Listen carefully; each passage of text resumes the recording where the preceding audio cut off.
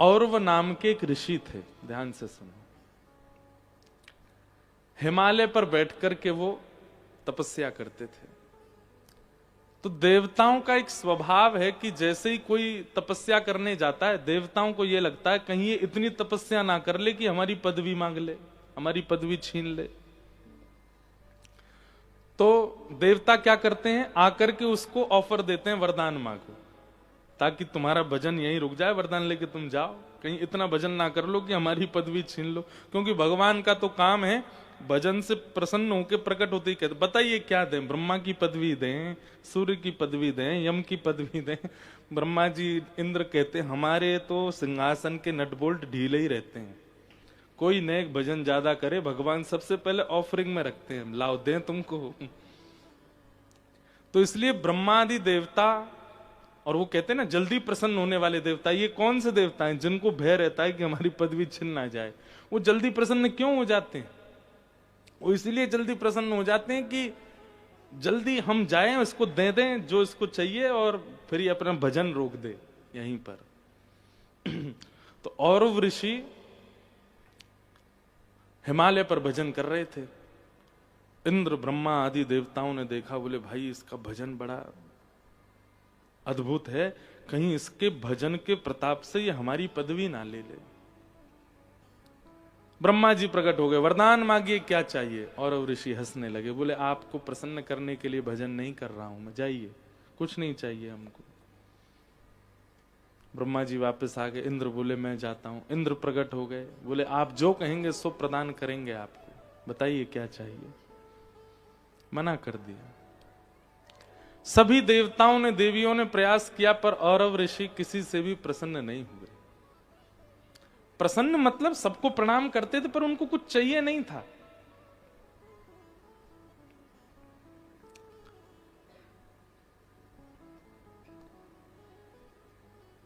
सब दौड़े दौड़े महादेव के पास गए। महादेव तो बेचारे भोले बाबा, उनसे जाकर के कह दिया, बोले देखिए ये हमारी पदवी छीनने के लिए भजन कर रहा है, हम लोग तो जाके इसको खूब कह चुके वरदान मांगो, पर ये कुछ नहीं मांग रहा है, आप ही इस पर कुछ अनुग्रह कृपा करो। अब भोले बाबा तो इतने भोरे, इतने सारे देवताओं को दुखी देख करके भोलेनाथ तो बोले अरे राम राम राम, बेचारे कितने कष्ट में आ गए हैं, इन सबकी पदवी अगर हमारी किसी क्रिया से बची रहे तो हम क्यों ना करें। महादेव जैसे गए औरव ऋषि के यहां, उसी समय औरव ऋषि अपने इष्ट की आराधना के लिए कुछ पुष्प आदि लेने के लिए हिमालय से थोड़े नीचे उतर के पहाड़ी क्षेत्रों में गए। महादेव ने जाके देखा कि महाराज पूरी कुटिया खाली है, स्थान पूरा आश्रम पर्वतों के बीच में, पहाड़ों पर सुंदर बर्फों के बीच में बिल्कुल खाली, कोई है ही नहीं वहां पर। महादेव ने देवताओं से कहा भैया यहां तो कोई भी नहीं है। बोले भगवान आप एक काम करो। बोले क्या? इसके जो आश्रम है ना इसको जला दो, ये आश्रम ही नहीं बचेगा, अपने आप दुखी होकर के चला जाएगा। महादेव बोले ये सब क्या करवा रहे हैं? बोले नहीं नहीं भगवान, हमारी हम देवताओं के आप ही स्वामी हैं, आप हमारी रक्षा करो। और महादेव ने अपनी योग अग्नि से उनके आश्रम को जला दिया। महादेव जाकर के अपने आसन पर बैठ गए, बैठ करके बढ़िया ध्यान में लग गए। अब औरव ऋषि लौट करके आए। जैसे ही उन्होंने आकर के देखा कि पूरा आश्रम संदग्ध, जल गया। मैंने क्या बिगाड़ा था किसी का? कभी देवताओं से कुछ मांगा नहीं, कभी किसी प्रकार की याचना की नहीं, कभी किसी देवता को परेशान किया नहीं, मेरा आश्रम क्यों जला दिया? कमंडल से जल लिया और तुरंत श्राप दे दिया, जिसने भी मेरा आश्रम जलाया है, जिस प्रकार मेरा आश्रम जल रहा है उसी प्रकार उसके तन में भी यही अग्नि धधकनी प्रारंभ हो जाए। दिखेगी नहीं पर पीड़ा पूरी वही देगी। ये श्राप जैसे ही दिया, महादेव बैठे थे भजन में, भजन में बैठे बैठे महादेव को प्रश्वेत के बिंदु उत्पन्न होने लगे। महादेव को कोई पीड़ा नहीं दे सकता, पर एक ऋषि के मुख से निकले हुए वचनों को अनर्थ नहीं करना चाहते हैं महादेव। महादेव को किसी की कोई बात कभी नहीं कुछ पीड़ा दे सकती, उनको कोई पीड़ा नहीं दे सकता, वो पर ब्रह्म है। परंतु क्योंकि ऋषि बोल रहा है, अगर ये इनके कही गई बात लागू नहीं हुई तो ऋषि मुख से निकली हुई बातें सर्वथा व्यर्थ मानी जाएंगी। बोले बोलते रहे थे ऋषि, महादेव को तो कुछ हुआ नहीं, लोग बाग ऐसी बात बनाएंगे। तो केवल एक ऋषि की वाणी को सत्य करने के लिए महादेव एक पीड़ा का नाट्य करने लगे और पार्वती जी के पास गए। मेरा पूरा शरीर जल रहा है। पार्वती जी ने खूब गंगा जल डाला, खूब सुंदर सुंदर नदियों के जलों से स्नान कराया, खूब लेप लगाया, लेकिन कोई भी महादेव को शांत नहीं कर पाया। देवता तो सब छुप गए, अपना काम बनता। कोई भी नहीं आया देखने के लिए कि महादेव की पीड़ा है। तब साक्षात शंख चक्र गदा पद्मधारी श्रीमन नारायण पधारे और आकर के जब महादेव की उस पीड़ा का दर्शन किया, नेत्र सजल हो गए ठाकुर जी के। और ठाकुर जी ने कहा, पार्वती जी, तीनों लोकों में चाहे देवता हो, चाहे मानव हो, चाहे राक्षस हो, चाहे बंचर हो, चाहे जलचर हो, हर किसी तीनों लोकों में प्रकट होने वाले हर किसी व्यक्ति की एक ही वैद्य है और वो है गौ माता। आपने गैया का आह्वान किया? नहीं, अभी तक तो नहीं। बोले अब गैया को बुलाओ। तब गायों का स्मरण किया गया। 77 गैया प्रकट हुई और प्रकट होकर के भगवान ने आज्ञा की। महादेव एक शिला पर बैठ गए और 77 गैया चारों ओर ऊंची शिलाओं पर खड़ी हो गई। उनके थन से जब दुग्ध प्रकट हुआ, तुरंत महादेव के मुखमंडल पर मुस्कान आ गई, प्रसन्न हो गए, नेत्र आंखों में सजल हो गए। ठाकुर जी के इस मंगल प्रयास को देख करके महादेव की वह पीड़ा शांत होने लगी। जैसे ही वो पीड़ा शांत हुई महादेव की, दौड़ करके गए, नारायण भगवान को हृदय से लगाया और कहा, मेरे अति प्रिय प्रभु के द्वारा दिया गया ये उपचार, ये केवल उपचार नहीं है, ये मेरे लिए सबसे बड़ा उपहार है आपकी ओर से। जब तक पृथ्वी है तब तक हम ये नियम बना देंगे कि सब हम पर दुग्धाभिषेक करें, क्योंकि जब वैष्णव दुग्धाभिषेक करता है तो प्रभु श्री महादेव को नारायण का स्मरण होता है और ये पूरी घटनाक्रम उनको याद आने लगती है। इसलिए चाहे रुद्राष्टाध्यायी का अभिषेक किया जाता हो, चाहे किसी भी प्रकार का भाव 16 मंत्रों से अभिषेक किया जाता हो, हम एक बूंदी से ही दूध डालते हैं पानी में और नेक दूध डाल दो, फिर करो अभिषेक। क्यों? दुग्ध का स्पर्श होते ही महादेव प्रसन्न हो जाते हैं और उनको वो याद आने लगता है कि ठाकुर जी ने मेरी एक बार पीड़ा को दूर करने के लिए कैसे गैयाओं को प्रकट किया।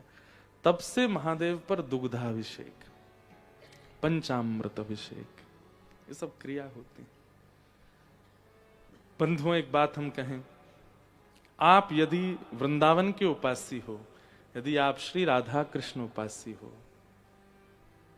आज महाशिवरात्रि का पावन पर्व, राधा कृपा कटाक्ष, कृष्ण गोपाल सहस्रनाम आदि आदि इन सब भावों को उच्च स्वर में महादेव को सुनाइएगा, गीत गोविंद सुनाइएगा।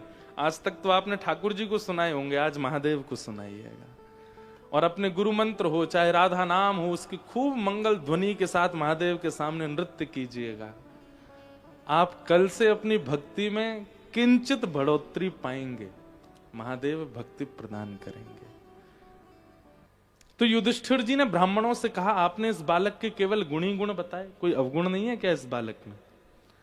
तब ब्राह्मणों ने उसकी जन्म पत्री देख करके कहा कि महाराज, आप सुनने का साहस रखते हो तो हम बताएं।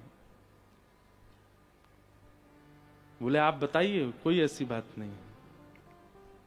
तब सब ब्राह्मणों ने मिलकर के कहा कि महाराज, तक्षकादात्मनो मृत्युम द्विजपुत्रोपसर्जिता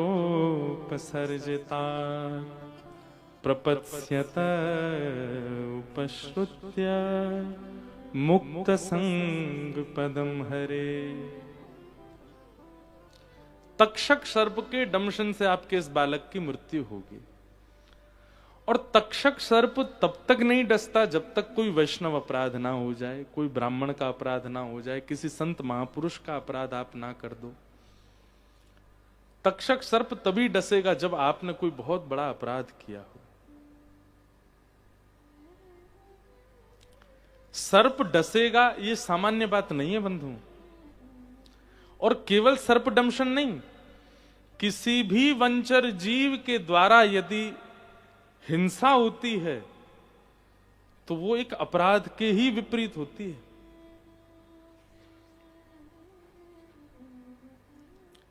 और वो शुभ नहीं मानी जाती।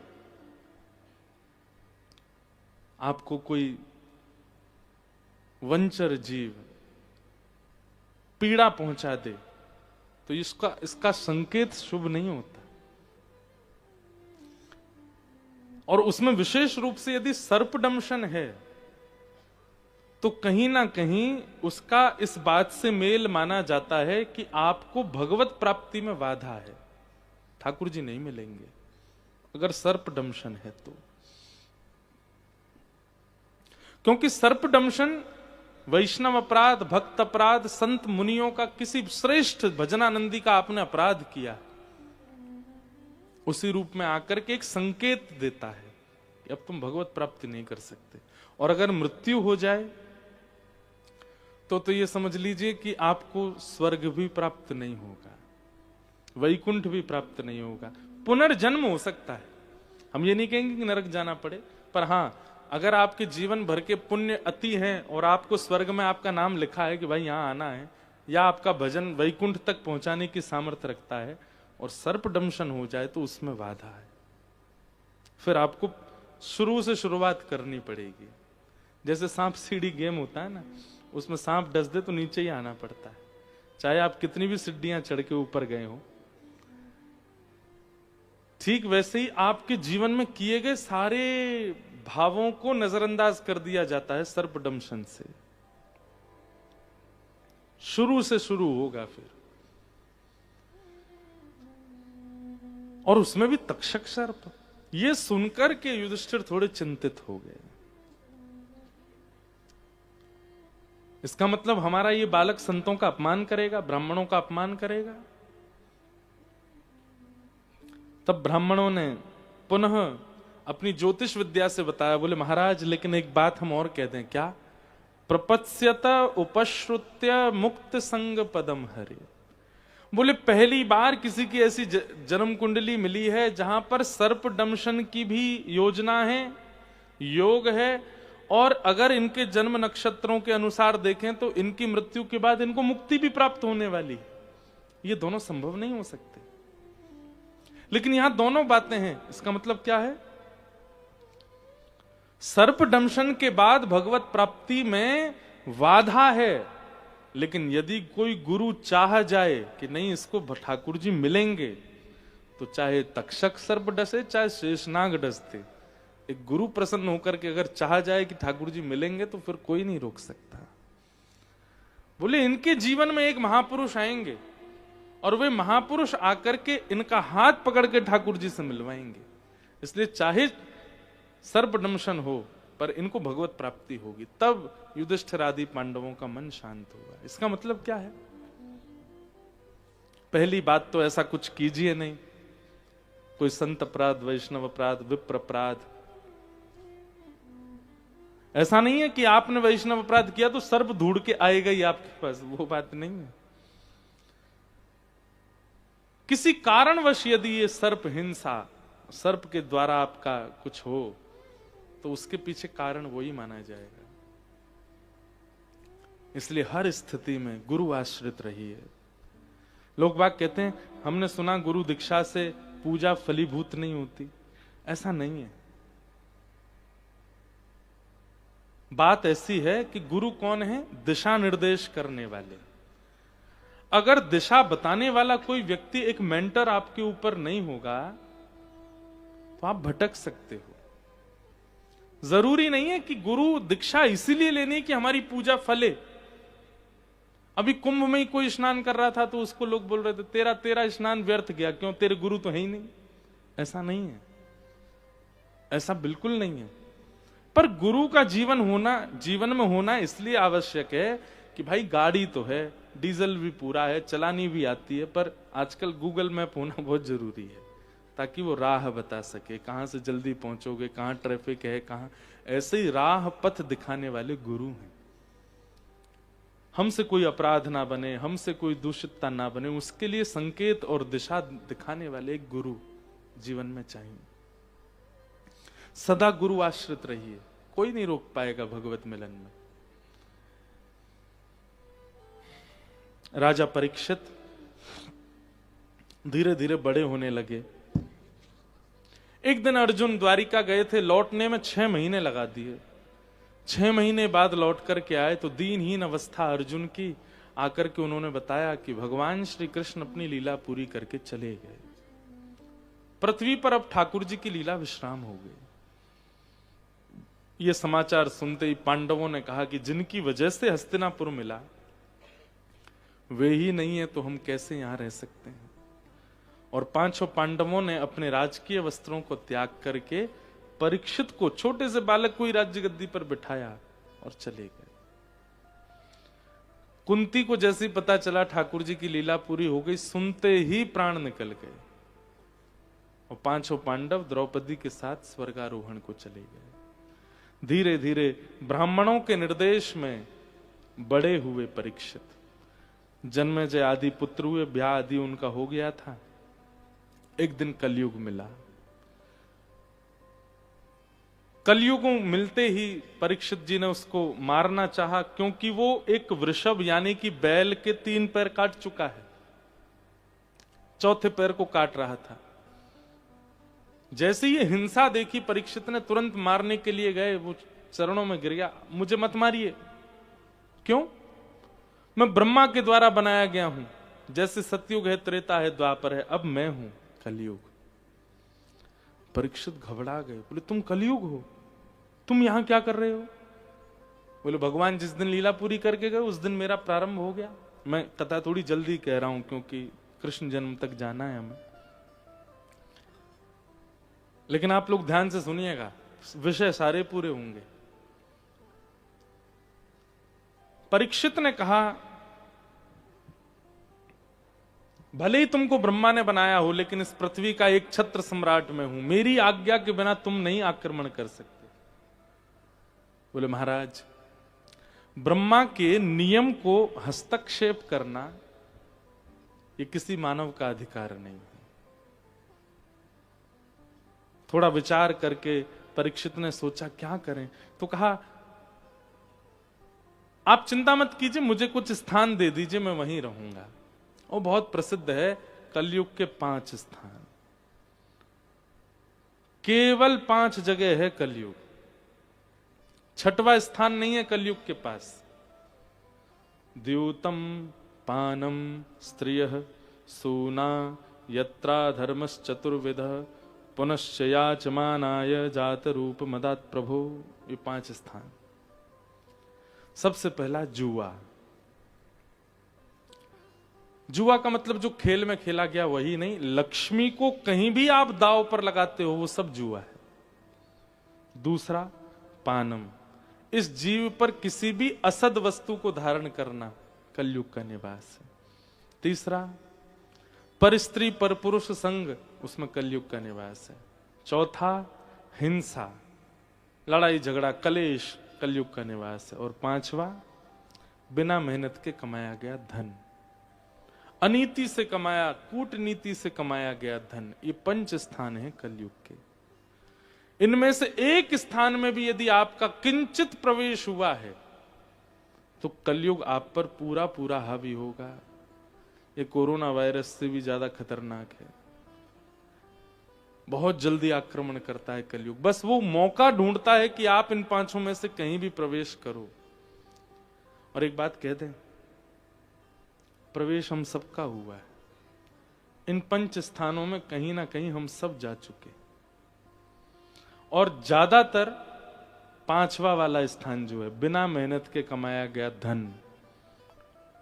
हम जुआ नहीं खेलते, हम पानम नहीं करते, पर स्त्री पर पुरुष संग नहीं करते, हिंसा नहीं करते। ये लास्ट के दो जो हैं कहीं ना कहीं इनमें हमारा प्रवेश है। एक तो कलेशों में, लड़ाई झगड़ा मारपीट और वाद विवाद झगड़ा, इसमें हमारा प्रवेश है। और दूसरा बिना मेहनत के कमाया गया धन, सब में कलयुग है। राजा परीक्षित ने 5 स्थान दे दिए, बड़े प्रसन्न हो गए कि अब कलयुग नहीं आएगा। 5 ही जगह हैं उसके पास। राजा परीक्षित अपने आश्रम गए, जाकर के उन्होंने तय खाने में देखा खूब सारा धन धान्य रखा था, पांडवों के द्वारा युद्ध में जीता गया धन। और उसी धन में एक मुकुट रखा था जरासंध का। मुकुट पहन करके जीवन निर्वहन करने की उनकी इच्छा नहीं थी, केवल वो पहन के देखना चाहते थे कि मुझ पर कैसा लगेगा।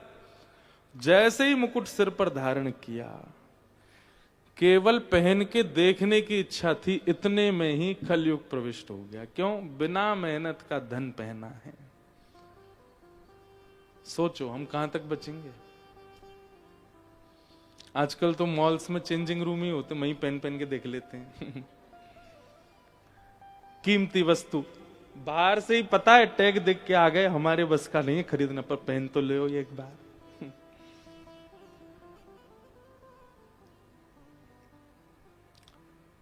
मुफ्त की वस्तुओं के सेवन पर जहां आपका श्रम नहीं है, कहीं ना कहीं वहां कलयुग का निवास है।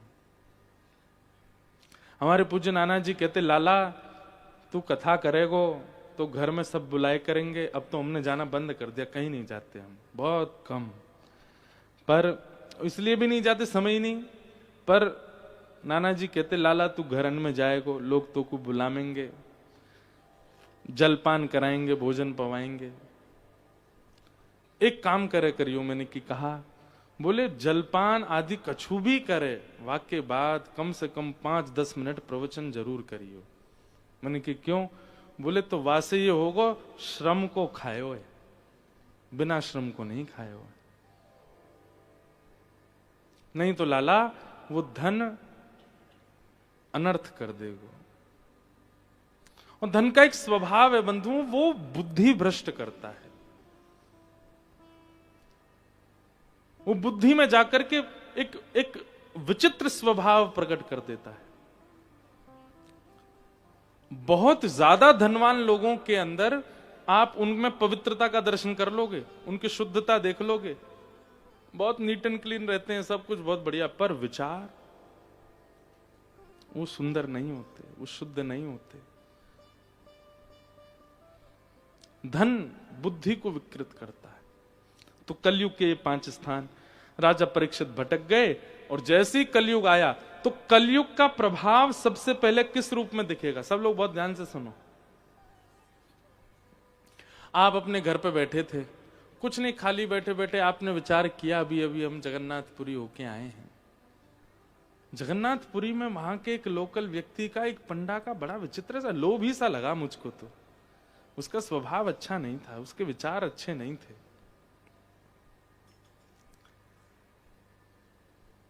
कलयुग का सबसे पहला प्रभाव वो भगवत और भगवत संबंधी वस्तुओं के प्रति आपके चित्त में संशय प्रकट करवाएगा। कथा सुनकर के गए और सुनने के यहां से लौट जाने के बाद में मुझ पे ही संशय होने लग जाए, नहीं ये कोई वैसे भी सच में हम यार यहां 60 साल के और ये 28 साल का, 60 साल में जो हमको बात नहीं पता चली, ये 28 साल का हमको कैसे बता रहा है? ये हमारे लिए बड़े दुर्भाग्य की बात है। ऐसी ही भावना आ जाए, ये कलयुग का प्रभाव है। वो आपको सुधारने वाले, संवारने वाले, कहीं ना कहीं व्यवस्थित करने वाले व्यक्तियों के प्रति आपके चित्त में संशय प्रकट करवाएगा। माता पिता आपको रोकते हैं, टोकते हैं, सही बात बताते हैं, और आधी रात में आप क्या सोचने लग गए? क्या बताएं, पुराने विचार वाले हैं ना हमारे माता जी, क्या उनको क्या पता कैसे अब जीवन होता है, कैसी लाइफस्टाइल होती है। हमको रोकती रहती हैं, टोकती रहती हैं, कुछ जानती नहीं। मौन रहो, बढ़िया अपनी पढ़ाई वढ़ाई पूरी करेंगे, शादी वादी करके हम तो फिर कहीं और सेटल हो जाएंगे। ये कलयुग का प्रभाव है। वो आपके हितैषियों को, आपके शुभ चिंतकों को, सत्संग कराने वालों को, भगवत प्रेमियों के प्रति संशय प्रकट करवाएगा। सबसे पहला प्रभाव है ये कलयुग का। ये अगर आपके साथ होने लग जाए तो समझ जाइए कि कलयुग है, आ गया। अरे हम तो कहते हैं राधा रमण जी पर संशय हो गया, राधा वल्लभ जी पर संशय हो गया, वृंदावन पर संशय हो गया, यमुना जी पर संशय हो गया, महाकुंभ में त्रिवेणी पर संगम को देख करके संशय हो गया। यार नहा रहे हैं लोग बाग पर, कैसा जल है, कैसा पानी है, कैसे लोग हैं, यहां कैसे पाप धुल सकते हैं। ये संशयात्मिका बुद्धि अविश्वास के साथ जो भगवत संबंधी व्यक्तियों के प्रति, भावों के प्रति जो प्रकट होती है, ये कलयुग का प्रभाव है। पहला यहीं से ही प्रारंभ होता है कलयुग, चित्त में आना।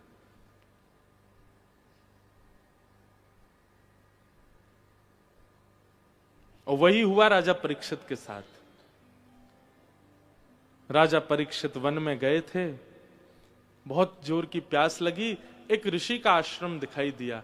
जैसे ही उस आश्रम में पहुंचे तो त्रातक समाधि में एक महात्मा बैठे थे जिनका नाम था शमिक ऋषि। त्रातक समाधि किसको कहते हैं? श्वास नहीं चलेगी, धड़कन नहीं चलेगी, नब्ज नहीं चलेगी, पर जीवित है व्यक्ति, ये त्रातक समाधि है। उसका केवल अंग बैठा है, अगर आपने स्पर्श किया तो वो गिर जाएगा, लुढ़क जाएगा, लेकिन वो मरा नहीं है, वो जीवित है, वो समाधि में है। त्रातक समाधि में शमिक ऋषि बैठे थे। राजा परीक्षित ने जाके प्रणाम किया और कहा, महाराज मैं एक छत्र सम्राट राजा परीक्षित आपको प्रणाम करता हूं, बहुत जोर की प्यास लगी, जल पिलाइए।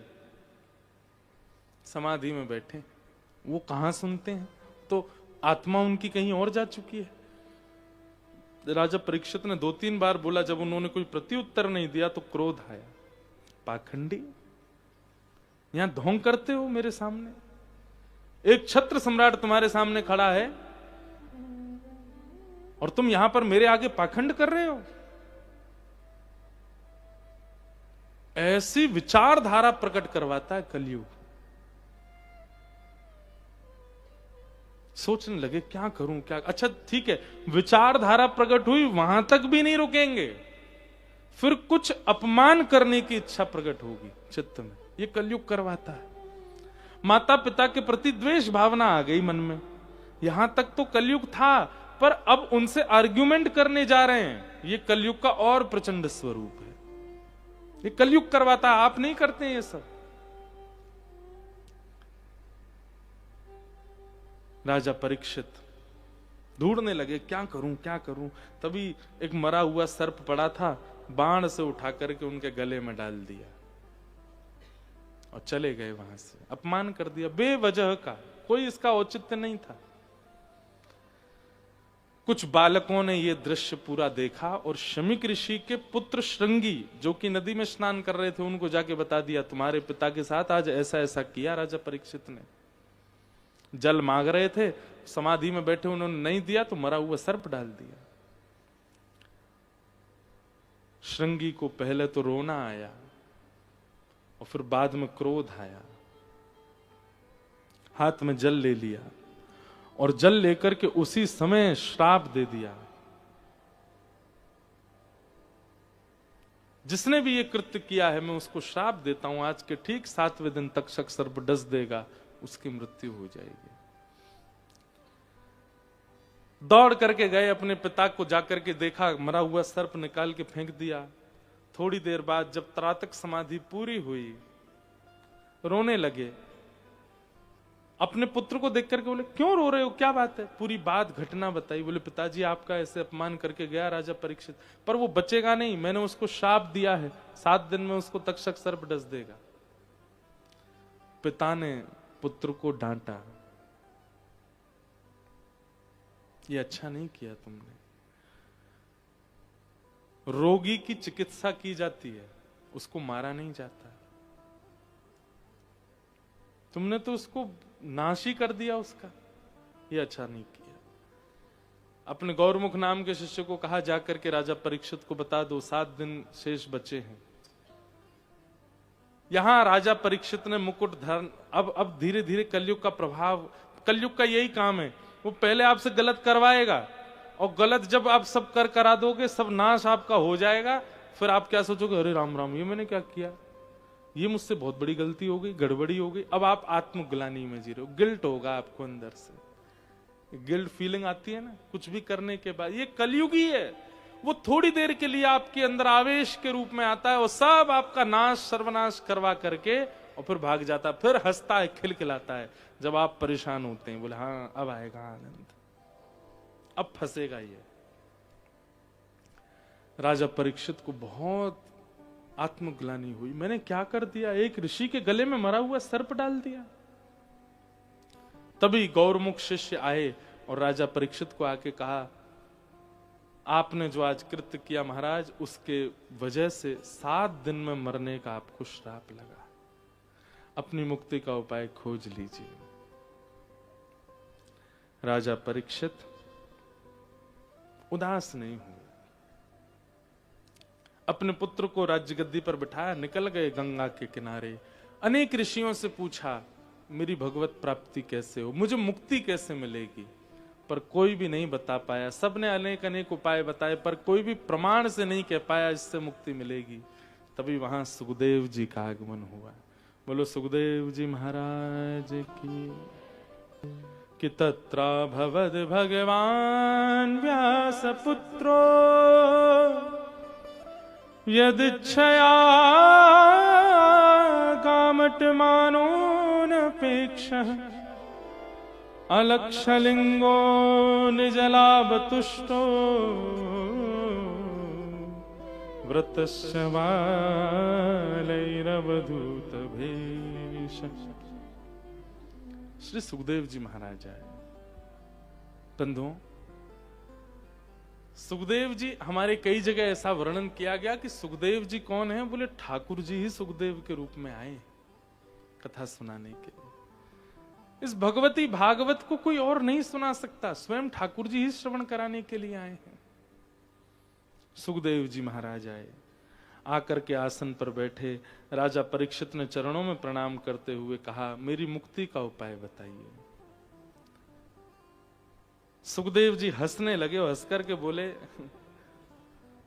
मुक्ति की कामना, मुक्ति की इच्छा या मुक्ति की चिंता उनको होनी चाहिए जिनको संशय है अपने ऊपर। आपको क्यों है संशय? आप तो वो बालक हो जिसने जन्म बाद में लिया, भगवान का दर्शन गर्भ में पहले। ठाकुर जी ने तुम्हारे मां के गर्भ में आके तुमको दर्शन दिया है। तुमको तो याद नहीं होगा, पर सुना तो तुमने होगा ना। तुम्हारी मां उत्तरा के ऊपर ब्रह्मास्त्र छोड़ा गया, ठाकुर जी ने गर्भ में आके रक्षा की। सोचो, अगर तुम इंपॉर्टेंट नहीं होते उस समय ब्रह्मास्त्र तुमको मार देता, पर तुमसे कोई आशा थी ठाकुर जी को, इसलिए ठाकुर जी ने गर्भ में आके तुम्हारी रक्षा की। हमारे पूज्य पिताजी महाराज के गुरुदेव भगवान एक बहुत अच्छी बात कहते हैं, आपको समझ आए तो सुनिए। बोले ठाकुर जी उस गर्भ में प्रवेश कर गए जिस गर्भ में न जाना पड़े, इसी का सारा उपदेश देते हैं सारे शास्त्र। चाहे भागवत जी हो, चाहे राम कथा हो, चाहे मानस जी हो, चाहे शिव पुराण हो, चाहे अग्नि पुराण हो, हर जगह एक ही बात ज्यादातर बताई जाती, ऐसे कर्म करो पुनर्जन्म ना लेना पड़े, ये तुम्हारा अंतिम जन्म हो। सब जगह यही उपदेश दिया जाता है। पुनर्जन्म मतलब पुनः मातृगर्भ में ना आना पड़े। उस इतना ही दूषित है अगर मातृगर्भ, ठाकुर जी क्यों गए? परीक्षित की रक्षा के लिए। श्रीमद् भागवत में कपिल देवभूति संवाद में नरक से भी ज्यादा भयावह बताया गया है मातृगर्भ को। नरक में भी इतनी पीड़ा नहीं होती जितनी मां के गर्भ में उस बालक को होती है। अभी विस्तार का मुझ पर समय नहीं तो मैं सुनाता, कितनी पीड़ा होती है उस बालक को जब वो मातृगर्भ में होता है। उस गर्भ में ठाकुर जी प्रवेश कर गए। इसका मतलब क्या है? तुम सामान्य नहीं हो परीक्षित, ठाकुर जी को तुमसे कुछ आशा है, इसलिए ठाकुर जी गए। और जिससे ठाकुर जी आशा करते हैं उसको अपनी मुक्ति की चिंता है।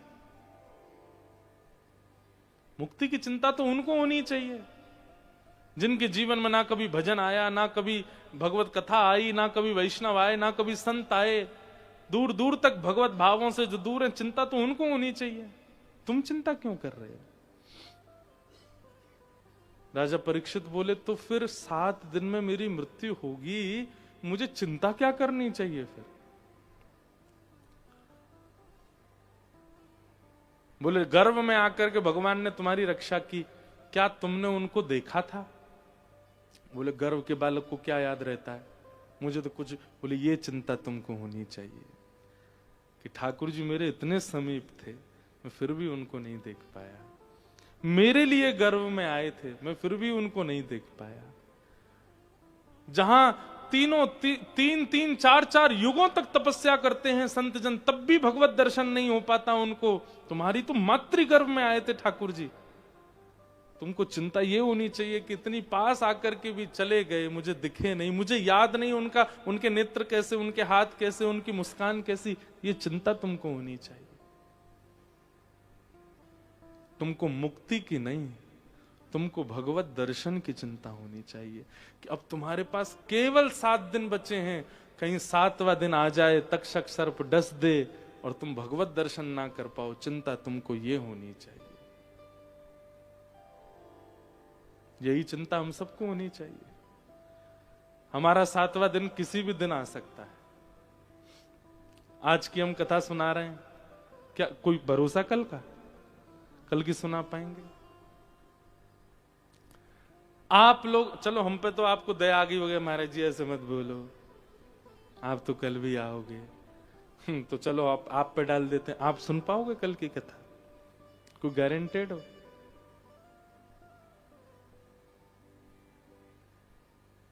क्या भरोसा है इस जिंदगी का, साथ देती नहीं ये किसी का।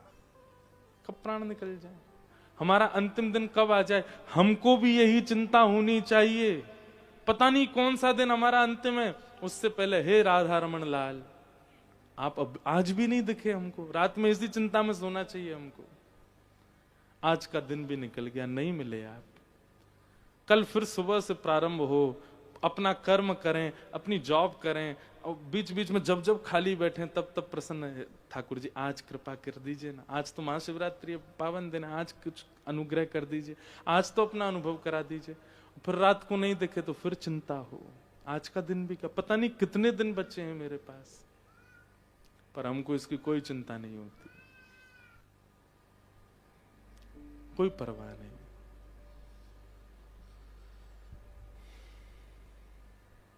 यही बात समझा रहे हैं परीक्षित को। परीक्षित, तुम्हारे जीवन के केवल 7 दिन बचे हैं, तुम मुक्ति तो तुमको मिलनी ही मिलनी है, उसमें कोई संशय नहीं है। ठाकुर जी जिसके पास से निकल जाते हैं उसको मुक्ति मिल जाती। तुम्हारे लिए तो स्पेशली गर्भ में आए थे। तुम मुक्ति की चिंता मत करो, वो तो तुम्हें मिली गई है।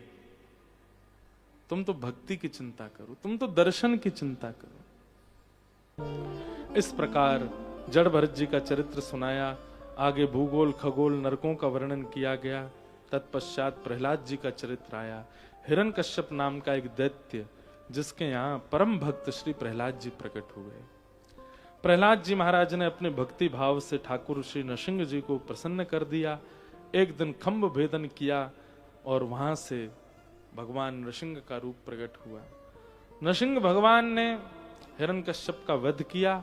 अनेक देवी देवताओं ने स्तुति गाई पर उनका क्रोध शांत नहीं हुआ।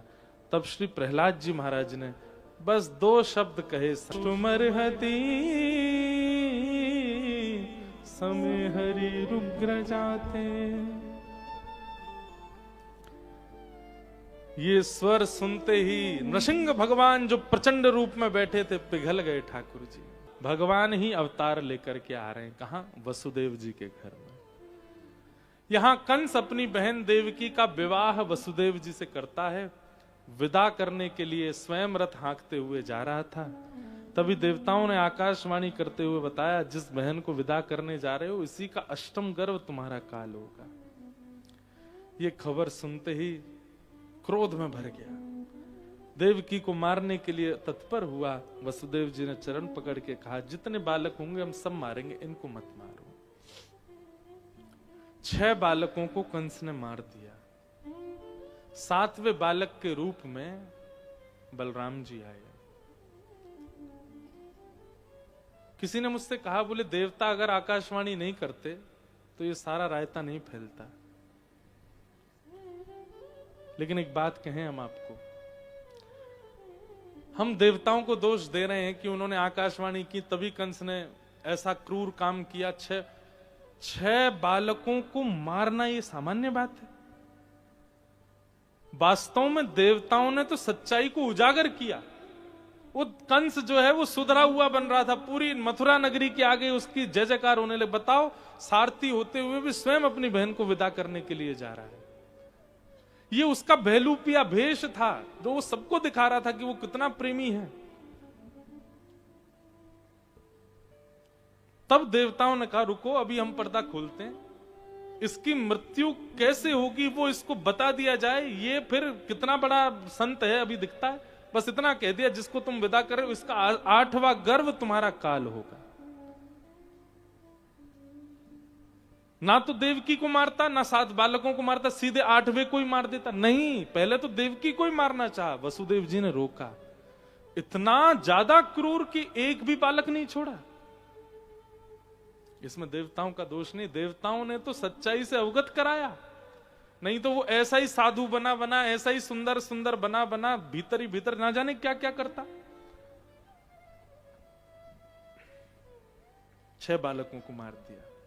7वें बालक के रूप में बलराम जी आए। कुछ महीने गर्भ में रहने के बाद स्थानांतरित हो गए रोहिणी मैया के गर्भ में, और 8वें बालक के रूप में भगवान कृष्ण पधारे। भादों का महीना, अष्टमी तिथि, मंदम मंदम जलधरा, वायु मंदिराचल पर्वत पर चंदन की सुगंधियों को लेकर के बह रही है। अत्यंत मधुर वातावरण हो गया। ऐसा स्पर्श हो रहा है वायु का, सबको निद्रा आ रही है, सब अत्यंत सुख में आ गए। और उसी काल में भादों के अष्टमी तिथि को अर्धरात्रि के समय कंस के कारागृह में देवकी मैया के गर्भ से दिव्य तेज प्रकट हुआ और शंख चक्र गदा पद्म धारण करके भगवान श्री कृष्ण प्रकट हुए। बोलो बाल कृष्ण लाल की जय। सब लोग हाथ जोड़ो। ठाकुर जी के एक रूप का दर्शन करना। पहले मैं श्लोक बोलूंगा, फिर उसका अर्थ सुनकर के अपने चित्त में झांकी बनाना, कैसे हैं ठाकुर जी। तम अद्भुतम बालकमंबुजे क्षणम चतुर्भुजं शंख गदायुधायुधम श्रीवत्सलक्ष्मं गलसौभकोस्तुभं पीतांबरम सांद्रपयोदसौभगम। कैसे हैं ठाकुर जी? छोटे से ही हैं, जैसे छोटा सा बालक होता है वैसे ही हैं ठाकुर जी, पर छोटे से बालक के रूप में ही चतुर्भुज है और चारों भुजाओं में आयुध हैं, शंख चक्र गदा पद्म। छोटी छोटी उंगलियों में ठाकुर जी ने शंख लिया है, चक्र लिए हैं, गदा ली है, कमल लिया है। मुकुट नहीं पहना है ठाकुर जी ने सिर पर, घुंघराले केश खुले हुए हैं, गले में वैजंती माला पहनी है और पीतांबरी पहन करके ठाकुर जी आए हैं। अब देखो, अगर स्पष्ट श्लोक का वर्णन करें तो ठाकुर जी कैसे आए हैं? मुकुट नहीं पहना है, पीतांबरी पहनी है, पीतांबरी के ऊपर मणि पहनी है, छोटे छोटे 4 भुजाओं में 4 आयुध हैं, और सुनो नीचे धोती नहीं पहन रखी है। धोती का वर्णन ही नहीं है। तमद्भुतम बालकमंबुजे क्षुणम चतुर्भुजम शंख गदायुधायुधम श्रीवत्सलक्ष्मं गलसौभकौस्तुभम पीतांबरम सांद्रपयोद सौभगम। जैसे छोटा बालक होता है ना, उसकी बगलबंदी इतनी बड़ी है कि घुटने घुटने तक आ रही है, बाकी नीचे तो नंगा ही डोल लो है। ऐसे ठाकुर जी आए हैं। 4 भुजा लेकर के, गले में कौस्तुभ पहन करके और पीतांबरी पहन के ठाकुर जी प्रकट भये। देव की मैया के हृदय में अत्यंत आनंद, बलैया लेने लगी, नेक्स्ट से लाला प्रकट भये हैं। मैया से कहा, मैया ने कहा प्रयास तो पूरा कियो आपने कि आप परमात्मा बन के आओ, पर पूरे पूरे बने नहीं हो, आधे अधूरे बने आए हो। देखो ऐसी लग रही है जैसे गदा गिरवे वाली, हाथन तो संभल ही नहीं रहे, नेक्स्ट से हैं बेचारे। अब काय को नाटक कर रहे हो, पूरे बालक ही बन जा। नहीं मैया, हमने सुनो मामा जन्म लेते ही मारवे आ जाए, हम तो बाकू मारेंगे। और नेक्स्ट से ठाकुर जी ऐसे मचल रहे हैं, कूद रहे हैं, बोले कंस को मारेंगे। देव की मैया ने अंक में भरा, बोले नहीं, अब पहले बालक बनो। वस्त्र उतार दिए, 2 भुजाओं को अंतर ध्यान कर दिया, बिल्कुल नन्हे से बालक ठाकुर जी बन गए और देव की मैया के पयोधर का पान करने लगे। वास्तव में बंधुओं, यशोदा मैया ने जिस प्रेमी श्री कृष्ण को देखा ना, वो प्रेमी श्री कृष्ण ने सबसे पहले मुख में दुग्ध देव की मैया का ही ग्रहण किया। तो मतलब इतने आनंदित और इतने प्रेमी श्री कृष्ण जो बने हैं, वो देव की मैया के दूध से ही बने। ब्रजवासियों को तो हंसते खेलते नाचते गाते ऊधम करते कन्हैया मिल गए, पर ये कन्हैया बने कैसे ऐसे?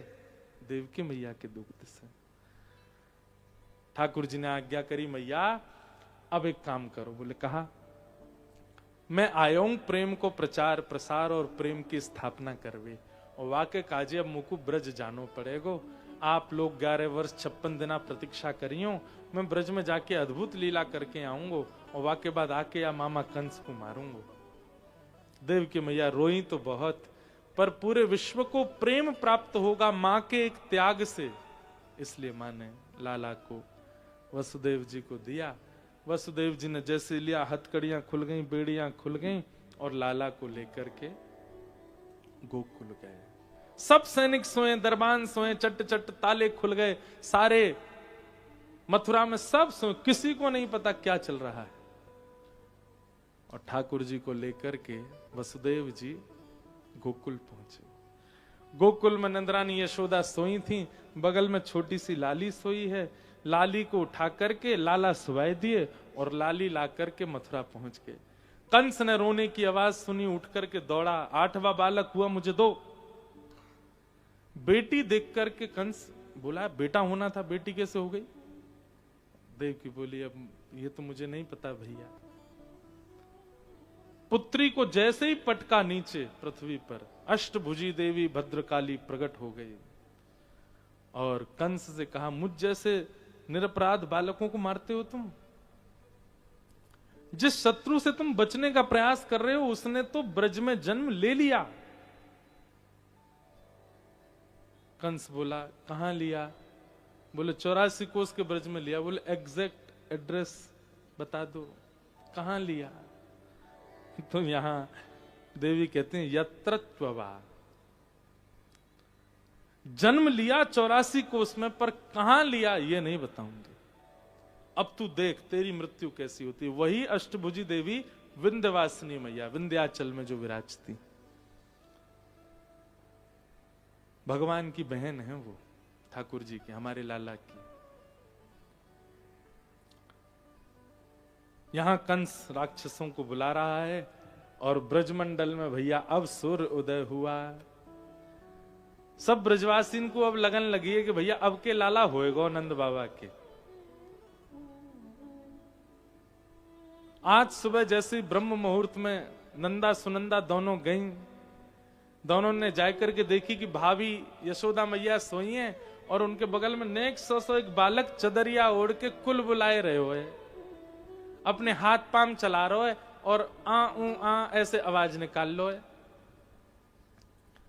नंदा सुनंदा ने 21 बार हरिशरणम को जाप किया, अरे बहन जल्दी चल, भैया के बालक भयो, देख तो लें कैसो है। और लाला की लाली ने देखें तो हरिशरणम को जाप करते भये 21 बार, जैसे ही बालक के ऊपर से चदरिया हटाई है, आहा ठाकुर जी के उस रूप को देख करके है गयो है गयो है गयो है गयो है गयो है गयो है गयो है गयो। नंदा सुनंदा तो वहीं नाचने लगी, उछलने लगी, एक दूसरे को मुखमंडल बंद किया। अरे ये खबर बड़ी गोपनीय रख, अभी सवन में हल्ला मत कर, जल्दी चल, सबसे पहले ये खबर जाके नंद बाबा को सुनाएंगे। नंदा सुनंदा दौड़ी दौड़ी गई नंद बाबा के पास, रास्ता में ही चिल्लाती जा रही है गयो है गयो है गयो है गयो। अब जहां ते निकले सब पूछे कहा भयो, भयो कहा, बोले अब तो है गयो है गयो है गयो है गयो। सब उनके पीछे दौड़ रहे हैं, बोले सुनो तो सही, भयो कहा। आहा,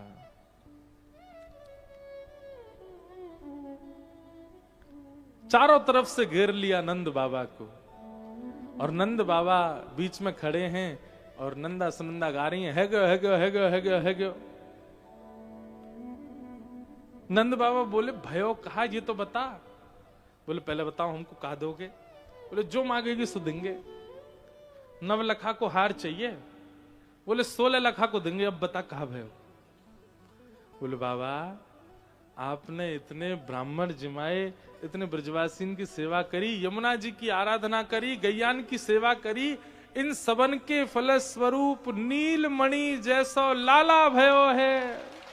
जैसे ही नंद बाबा ने सुनी लाला भयो है, 80 बरस के बाबा तो 16 बरस की फुर्ती आ गई बाबा में। बोले फिर ते बता कहा भयो। बोले लाला भयो है।